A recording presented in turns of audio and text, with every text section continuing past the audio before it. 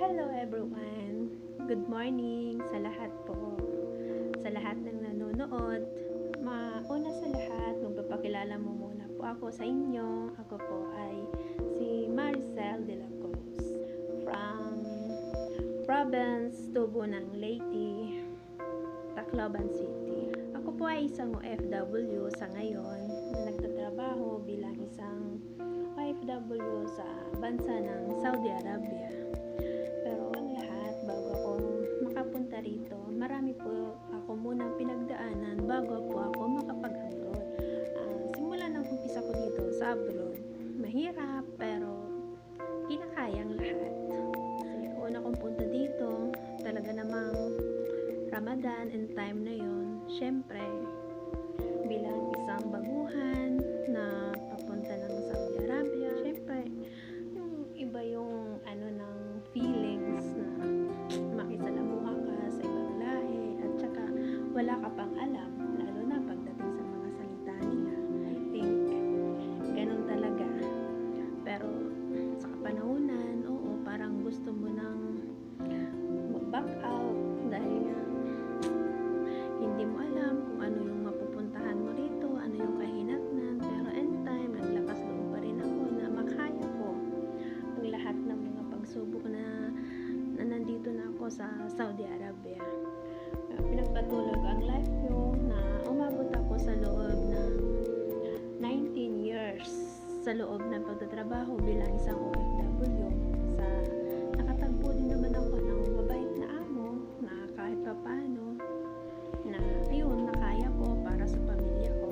And time, syempre, breadwinner ka sa pamilya mo. Kaya, tiniis lahat na makaya.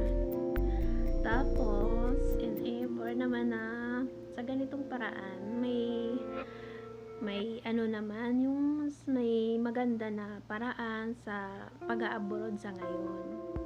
Kaya kung gusto nyo talagang masubukan, mag-abroad, sa ngayon, mayroong mas pinadali na para sa pag-a-abroad na wala kayong problemahin sa mga mga skills nyo na pwede nyong pag-applyan sa My Job Research.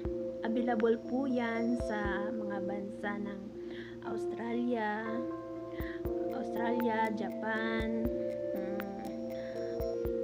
Canada, I think, like that. So, kung gusto nyo talagang makapag-apply ng mas maayos, mas madali, na legal naman po ang lahat ng ito. Kaya kung gusto nyo pong malaman about my job research sa company na ito, na mag-inquire lang po kayo sa akin para sa magre-register na sa my job research na pwede po kayong maka-research ng mga gusto nyo pong pag-applyan. Kaya kung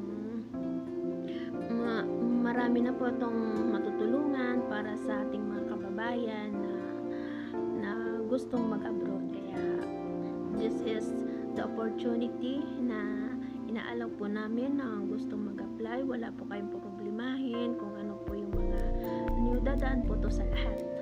Okay, maraming salamat sa inyo and God bless all. Thank you.